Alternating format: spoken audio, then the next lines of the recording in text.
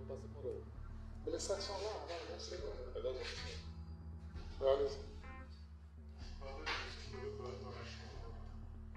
Non, parlons d'abord des vrais faits. Le gars s'appelait comment? Valère. Valère Amissi. Ouais, tu as dit que tu as tué avec une arme, c'est de quelle catégorie? Un peu maca ou bien PA? Je ne sais pas, on m'avait juste donné ça. Hein? Je ne suis pas spécialiste en armes, on m'avait juste donné ça. Qui t'a donné l'arme pour le tuer?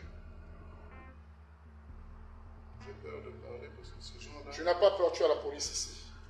Tu es dans mon bureau. Pour ma famille à qui? Parce que ces gens là-bas, ils Je n'envoie pas les images là qui. Ils seront des gens de... Moi, le but était juste de l'amener dans l'appartement.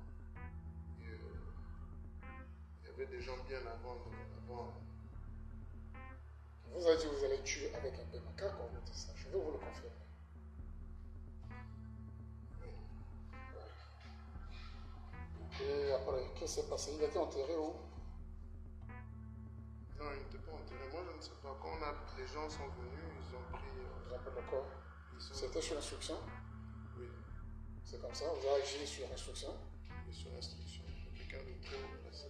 Quelqu'un de très haut qui vous avait instruit? Ok, d'accord. Bonjour et bienvenue sur Radio Mangalala. Avant de commencer, nous prenons une personne qui nous regarde de bien vouloir s'abonner à la Radio Mangalala. C'est l'unique manière de nous soutenir ici à la radio. Eh bien, le principal suspect dans l'affaire du décès de l'entrepreneur et dirigeant sportif Vali Amissi a été interpellé dimanche 2 août 2026 à Brazzaville. L'annonce a été faite par le ministre d'État, ministre de la Justice et garde des Sceaux de la République démocratique du Congo, Guillaume Ngefa Atondoko Andali.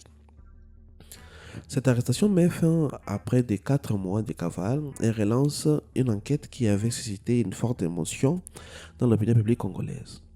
Selon le communiqué du ministre de la Justice, les autorités compétentes de la République démocratique du Congo ont procédé à l'interpellation de Mukena Mwepu Beni, également désigné sous forme de Beni Mukena, recherché par la justice congolaise, dans le cadre de l'information judiciaire ouverte après le décès de Vali Amissi survenu à Kinshasa le 9 avril 2026. Le ministre a souligné que cette opération résulte de la coopération judiciaire entre les deux pays dans le cadre des mécanismes d'entraide existants. Les formalités administratives et judiciaires en vue du transfèrement du suspect vers Kinshasa sont en cours dans le respect des lois, des accords bilatéraux et des droits de défense. Le corps sans vie de Vali Amissi a été découvert le 10 avril 2026 derrière l'hôtel Béatrice dans la commune de la Gombe à Kinshasa. L'entrepreneur installé en Afrique du Sud, vice-président du club Nouvelle Vie Bomoko FC, est actif dans les milieux sportifs, notamment liés à des structures comme la FECONET, selon certaines sources. Il se trouvait en déplacement dans la capitale congolaise au moment des faits. Dans un premier temps, certaines informations avaient évoqué un enlèvement par des groupes armés. Les autorités judiciaires ont rapidement orienté l'enquête autrement. Dès le 13 avril 2026, le procureur de la République, près le parquet de la grande instance de Kinshasa, Gombe, Edmond Issoufakanga, a émis un avis de recherche contre Mukena Mwepu pour assassinat. Le suspect présenté comme un proche de la victime apparaissait sur des images de vidéosurveillance aux côtés de Vali Amissi peu avant sa disparition.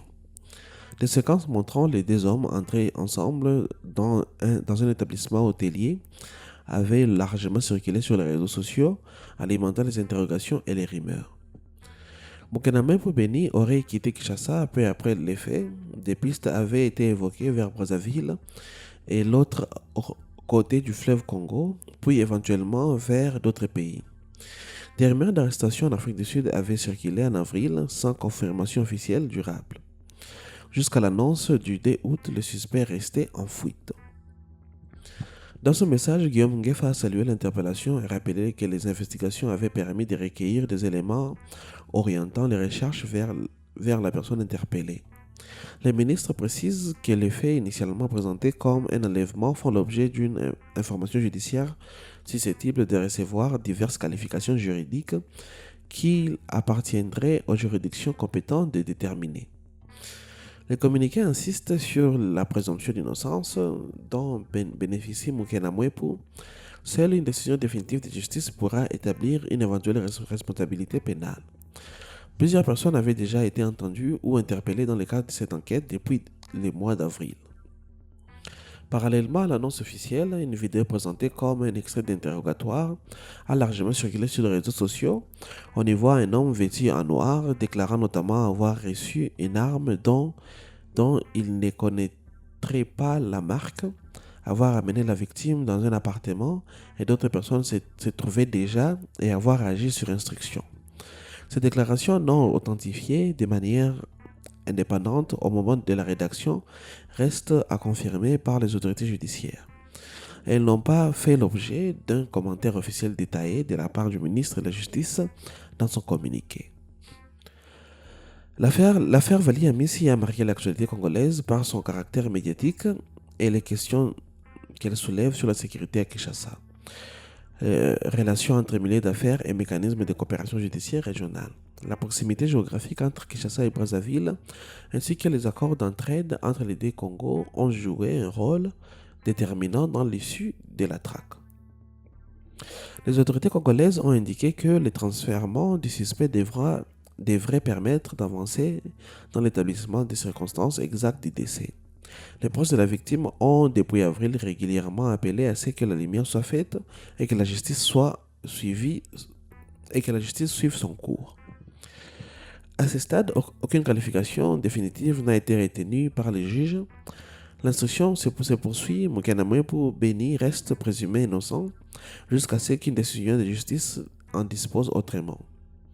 L'évolution de la procédure d'extradition et la suite judiciaire à Kinshasa seront déterminantes pour la suite de ces dossiers qui a tenu en haleine une partie de l'opinion publique pendant plusieurs mois.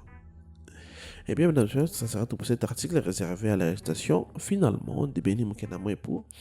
Et à la suite de cette enquête, qu'on aimerait bien comprendre si ces actes étaient motivés, commandités, comme il l'a dit, ou quels sont les vrais faits qui se sont déroulés en avril dernier.